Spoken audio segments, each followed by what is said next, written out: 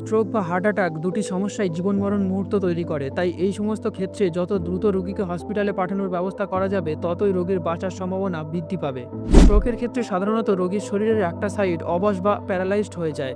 এই ক্ষেত্রে রোগীকে তৎক্ষণাৎ সঠিক পদ্ধতিতে শরীরের ভালো থাকা সাইডে কাত করে শুইয়ে দিতে হবে, তাহলে বমি বা সিক্রেশন শ্বাসনালীতে যাওয়ার সম্ভাবনা কমে যাবে। এই সময় মুখে কিছু খাওয়ানো যাবে না, এমনকি জলও, এবং সম্ভব হলে তাড়াতাড়ির মধ্যে ব্লাড প্রেশার মাপার ব্যবস্থা করতে হবে। এরপর দ্রুত অ্যাম্বুলেন্স ডেকে রোগীকে হসপিটালে পাঠানোর ব্যবস্থা করা গেলে এবং 3 থেকে 4.5 ঘন্টার মধ্যে থ্রম্বোলাইসিস দেওয়া গেলে সেটাই লাইফ সেভিং। এখন কারোর হার্ট অ্যাটাক হলে রোগী যদি আনকনসিয়াস থাকে বা শ্বাস নিচ্ছে না মনে হয়, পালস না থাকে বা ডাকার পরেও সাড়া না পাওয়া যায়, তাহলে দ্রুত অ্যাম্বুলেন্স ডাকুন এবং রোগীকে হসপিটালে পাঠানোর আগে সিপিআর দেওয়ার চেষ্টা করুন যতক্ষণ না রোগীর জ্ঞান ফিরে আসে বা পালস পাওয়া না যায়।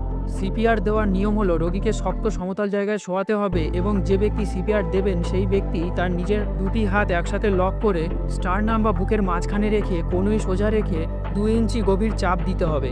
হাতের তালু দিয়ে প্রতি মিনিটে 100 থেকে 120 কম্প্রেশনস দিতে হবে এবং প্রত্যেক 30 কম্প্রেশনসের পরে রোগীর নাক চেপে ধরে মুখে মুখ লাগিয়ে 2 বার শ্বাস দিতে হবে।